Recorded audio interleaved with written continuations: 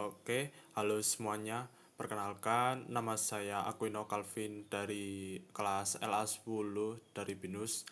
Hari ini saya akan menjelaskan tentang bisnis model kanvas dari Copysip. Sebelum itu, kita harus mengetahui dulu apa itu bisnis model kanvas.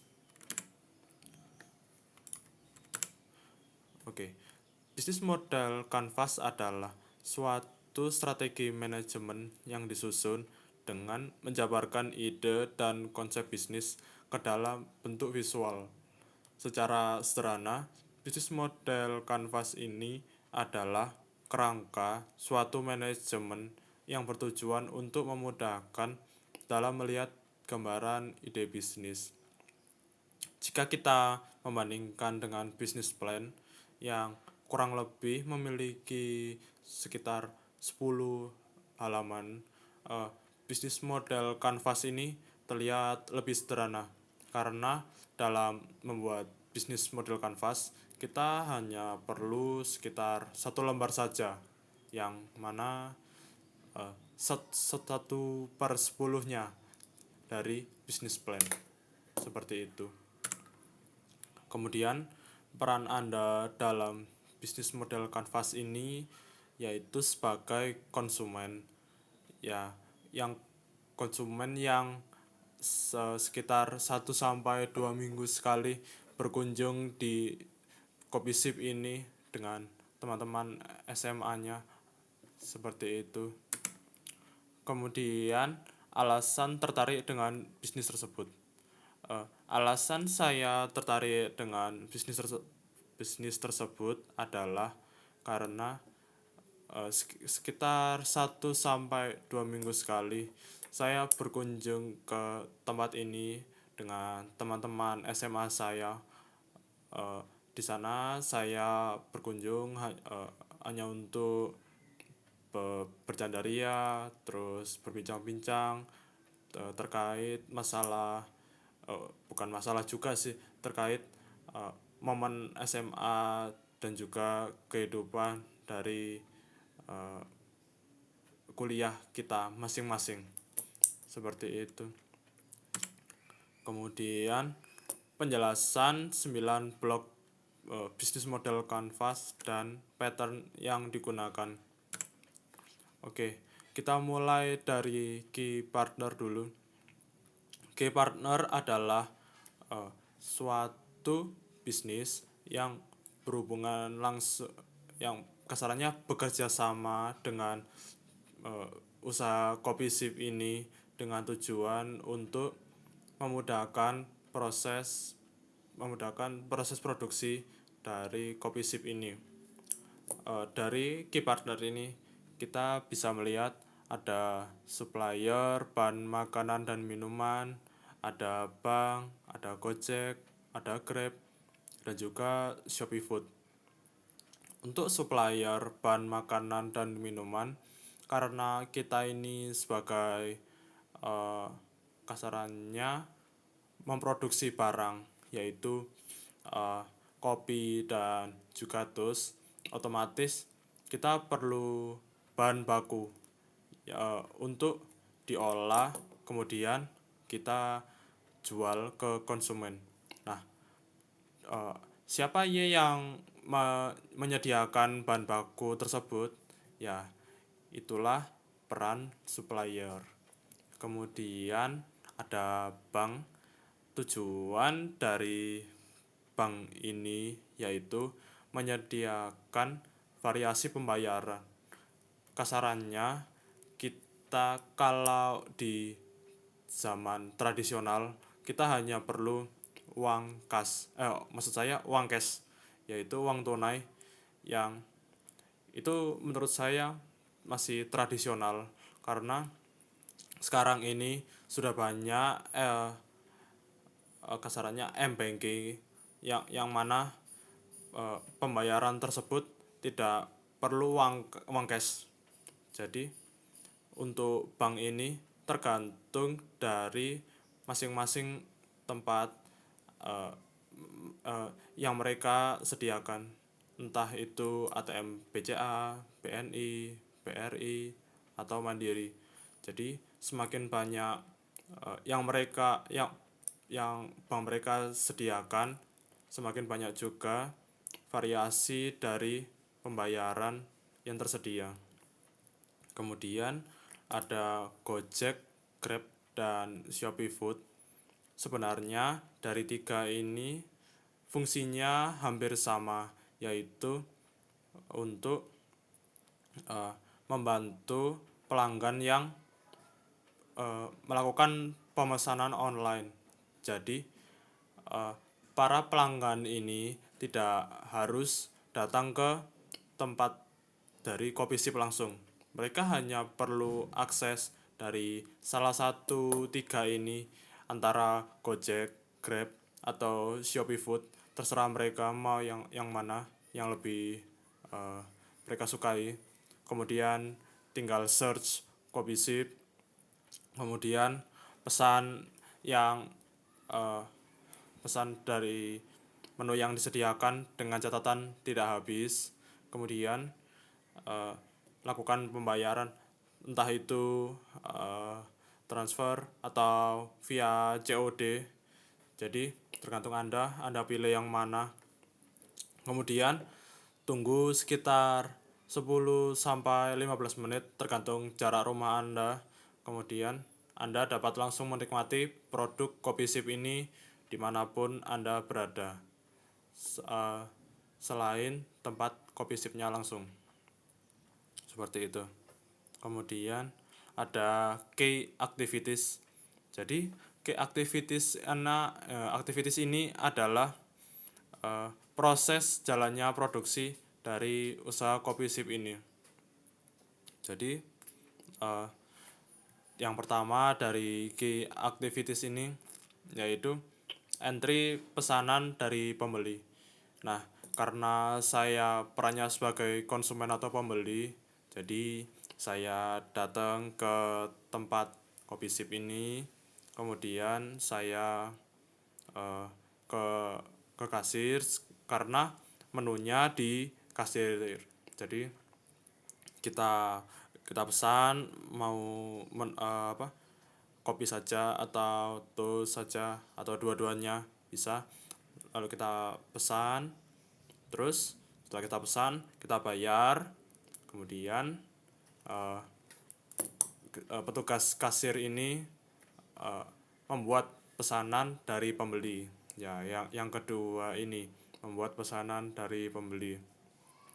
Nah, selagi kita menunggu pesanan kita bisa menunggu di tempat untuk konsumen yang mereka sediakan.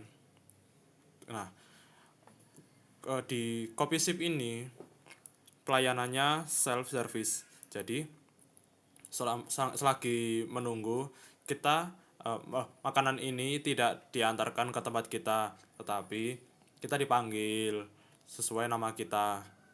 Nah, jadi itu masuk yang ketiga, memanggil pembeli untuk mengambil pesanan. Jadi saat di kasir tadi kita sekalian tulis nama kita. Misal saya sendiri Calvin. Nah, nanti dipanggil Calvin. Terus kita kan juga di kasir tadi dikasih nota pembayaran untuk konfirmasi bahwa ini tuh pesanan Anda. Jadi Anda dipanggil, Anda kasih notanya, terus Anda ambil pesanan, kemudian makan di tempat Anda tunggu tadi. Nah, setelah kita makan, otomatis ada sampah, kita bersihkan, bukan dibersihkan juga, kita bawa kemudian kita buang ke tempat sampah. Jadi di key activities yang membersihkan sampah makanan ini, terkadang masing-masing dari kita ada yang merasa bahwa jika kita membuang sampah makanan ini itu adalah tugas karyawan dari Kopi Sip ini. Namun sebenarnya itu kurang tepat karena Kopi Sip ini mengusung self service. Jadi setelah kita makan, kita minum, ada sampah, lalu kita buang sendiri ke tempat sampah. Tempat sampah pun juga tersedia di sekitar tempat tempat Anda duduk. Tetapi tidak terlalu dekat karena otomatis baunya memancing. Oke, lupakan. Lalu masuk ke key resources. Jadi key resources ini adalah kasarannya aset dari copy ship ini. Nah, dari key resources ini ada karyawan, ada gedung, ada perabotan, ada kas, ada hak cipta, dan juga bahan baku. Untuk karyawan ini pasti punyanya copy ship ya, karena dalam memproduksi suatu barang, jika kita tidak mempunyai karyawan, otomatis kita akan kesulitan dari dalam memproduksi, karena selain banyak pelanggan yang datang, kita juga melakukan banyak tugas dari mengantri pesanan, terus membuat, kemudian mengantarkan, bukan mengantarkan, memanggil pelanggan yang pesanannya sudah siap. Terus yang kedua ada gedung. Copy ship ini bukan bentuk tempatnya seperti PKL, pedagang kaki lima, tapi copy ship ini punya gedung, terus ada tempat kasir dan juga sekalian produksi, dan juga tempat duduk kursi untuk para konsumen. Jadi membutuhkan gedung, dan juga itu masuk dari resources-nya copy ship. Kemudian ada perabotan. Perabotan ini termasuk alat-alat untuk memproduksi makanan dan minuman yang mereka tawarkan. Nah, itu yang kedua juga termasuk alat-alat seperti meja kursi untuk konsumen menunggu dan menikmati pesanan mereka. Kemudian ada kas. Kas ini kasarannya uang yang terkumpul dari penjualan makanan dan minuman dari copy ship ini. Jadi pemasukan makanan dan minuman ini disebut kas. Lalu ada hak cipta. Nah, copy ship ini memiliki banyak franchise di banyak tempat. Yang saya ketahui di Malang saja kurang lebih ada sekitar 4-5 cabang. Jadi menurut saya copy ship ini pasti memiliki hak cipta dengan tujuan untuk melindungi resep mereka dari plagiarisme, seperti itu. Kemudian ada bahan baku. Nah, bahan baku ini kurang lebih mirip-mirip sama bahan makanan dan minuman, karena jika kita jika kita memiliki bisnis memproduksi barang, kita pasti memerlukan bahan baku, karena namanya memproduksi suatu barang, kita mengolah bahan mentah menjadi barang yang memiliki nilai jual. Jadi otomatis kita harus memiliki bahan baku untuk kita olah sesuai dengan yang kita inginkan, seperti itu. Kemudian ada value proposition. Nah, value proposition ini adalah nilai nilai pembeda dari usaha Anda ini dengan usaha kompetitor. Jadi di copy ship ini menyediakan tempat ngopi dengan harga terjangkau dan terus sebagai pembeda dari tempat kopi lainnya. Oke, jadi tempat kopi lainnya terkadang hanya menyediakan kopi saja, tidak sedikit sih yang kopi saja dengan tambahan kayak makanan ringan, snack gitu, seperti kentang, terus roti. Nah, di Kopi Sip ini selain menyediakan kopi, dia juga menyediakan toast. Jadi tidak semua atau bahkan sedikit yang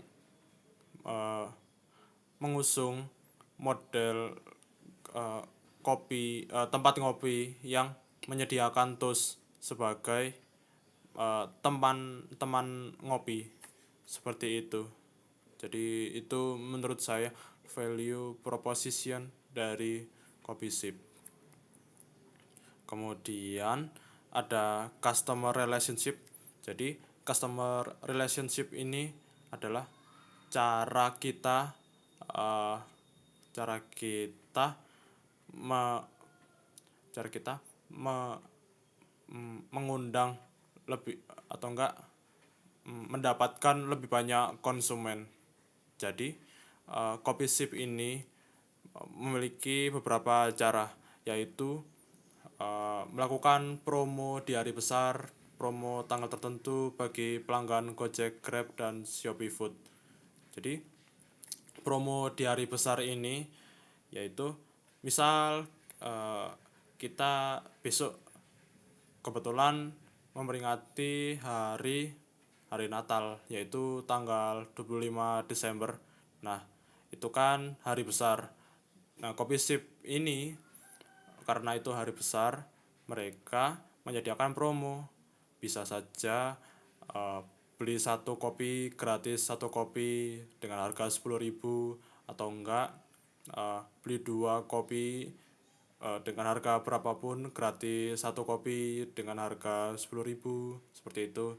Kemudian untuk promo tanggal tertentu bagi pelanggan Gojek Grab dan Shopee Food ini seperti yang kita ketahui, terutama yang Shopee Food, eh, ini mirip-mirip seperti marketplace. Jadi misal eh, ada kebetulan tanggal 11/11. Nah, itu kan kasarannya tanggal cantik ya, kayak 11 November atau enggak 10 Oktober kayak gitu. Nah, di tanggal-tanggal tersebut untuk Gojek, Grab, dan Shopee Food mereka tuh cenderung menciptakan kayak uh, voucher promo untuk pembelian dengan jumlah tertentu, seperti itu. Kemudian ada customer segment. Nah, customer segment ini yaitu penikmat kopi dengan kelas menengah ke bawah yang mengutamakan harga daripada rasa. Jadi, eh, maaf, customer segment ini adalah eh, apa kasarannya, segmentasi konsumen yang Kopi Sip ini sasarkan. Jadi customer segment dari Kopi Sip ini yaitu penikmat kopi dengan kelas menengah ke bawah yang mengutamakan harga daripada rasa. Jadi untuk kopi di Kopi Sip ini dijual dengan harga sekitar 10.000 sampai 17.000, tergantung menu yang Anda pilih. Jadi menurut saya dengan harga segitu ya kita tidak bisa kayak menuntut rasa yang cocok yang pekat, atau kasarannya yang pas banget, karena ya dengan harga segitu ya kita cuma bisa merasakan oh ini enak, ada perasa kopinya ya, meskipun ada eh, kandungan kopinya langsung, tetapi cuma lebih sedikit lah kalau dibandingkan dengan kopi yang beneran dengan harga 30.000 ke atas, seperti itu. Kemudian ada pria bentar pria dan wanita berusia 15 sampai 30 tahun dengan gaji di bawah UMR. Jadi, customer segment dari Kopi Sip ini yaitu pria dan wanita berusia 15 sampai 30 tahun dengan gaji di bawah UMR. Dari harga yang ditawarkan, ya ini cocoknya untuk kalangan ya mahasiswa yang mungkin pendapatannya di bawah UMR, dan juga pelajar yang belum memiliki penghasilan. Nah, Kopi Sip ini menyasar pada segmentasi konsumen yang seperti itu. Lalu kemudian ada cost structure. Jadi cost structure ini adalah arah atau biaya biaya kas yang keluar dari Kopi Sip. Di sini ada udah 21 menit. Ada gaji pegawai, ada pemasaran melalui media sosial, ada biaya perawatan infrastruktur, ada penyediaan bahan baku dan biaya listrik, air dan sewa gedung. Jadi untuk gaji pegawai udah pasti karena pegawai membutuhkan uang karena mereka bekerja dengan kita. Lalu pemasaran melalui media sosial karena Kopi Sip ini tidak tidak bisa jika mereka sendiri yang menghandle pemasaran, jadi mereka membayar menyisihkan dana untuk itu. Kemudian ada biaya perawatan infrastruktur, biaya untuk biaya ini karena infrastruktur pasti perlu tidak selamanya baik terus, pasti ada rusaknya dan itu memerlukan biaya tambahan. Kemudian ada penyediaan bahan baku mirip-mirip dengan key partner dan key resources karena kita memproduksi bahan. Jadi kita perlu penyediaan bahan baku. Kemudian biaya listrik, air dan sewa gedung itu adalah pengeluaran yang dasar karena jika kita beroperasi tanpa listrik itu pasti tidak masuk akal karena kita pasti memerlukan penerangan yang mana itu memerlukan listrik. Seperti itu. Untuk air juga ya kita memiliki gedung yang memiliki toilet juga otomatis kita perlu air untuk menggunakan toilet. Kemudian untuk sewa gedung karena kita juga memiliki gedung, dan maksudnya memiliki gedung ini bukan kita memiliki langsung tetapi kita menyewa tempat yang disewakan, ya kita pasti membayar uang sewa gedung. Kemudian untuk revenue stream yaitu pendapatan lain di luar penjualan utama. Penjualan utama dari Kopi Sip ini karena kopi, pasti mereka memiliki menu lain yang mereka tawarkan. Nah, untuk yang pertama ini ada pengembangan usaha melalui franchise karena mereka memiliki banyak cabang. Pasti dari pihak utama menetapkan perjanjian untuk menyisihkan sekitar berapa persen untuk diberikan ke pusat, karena itu pasti perjanjian utama lah gitu. Kemudian untuk penjualan TOS seperti yang saya tadi jelaskan, karena Kopi Sip ini tidak hanya menyediakan kopi sebagai bahan menu utama, tetapi ada juga TOS. Ya, itu termasuk revenue stream dari Kopi Sip ini. Kemudian ada penjualan TOEFL. Nah, ini TOEFL ini termasuk menu yang baru yang Kopi Sip rilis karena mungkin mereka ingin berinovasi karena hanya tos dan kopi saja yang mereka buat. Jadi mereka ingin menciptakan produk baru. Kemudian ada penjualan Ship Rice. Jadi ini produk yang lebih baru lagi dari TOEFL. Jadi setelah Kopi Sip nyedia kasarannya membuat inovasi TOEFL, mereka eh, membuat lagi Ship Rice. Nah, Ship Rice ini semacam eh, meal box. Jadi makanan yang berisi nasi dan juga ayam ayam fillet dengan bumbu seperti itu. Jadi itu tadi revenue stream dari Kopi Sip. Kemudian setelah saya menjelaskan bisnis model Canvas, lalu masuk ke pattern yang digunakan. Nah, pattern yang digunakan adalah free as a business model. Alasannya karena setiap ada franchise atau pengembangan cabang di tempat baru, Kopi Sip ini selalu mengadakan promo. Entah itu beli satu tus gratis satu kopi, atau beli 2 tus dapat 2 kopi dengan kopi harga 10.000 tergantung tanggal yang mereka tetapkan. Pastikan kalau Anda update dari uh, media sosial dari Kopi Sip,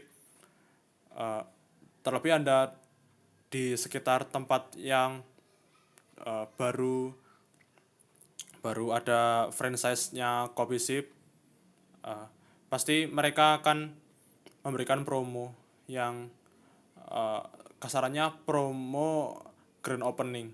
Jadi hanya tanggal-tanggal tertentu, mungkin maksimal sekitar 1 minggu awal dari pembukaan franchise baru tersebut. Seperti itu. Baik,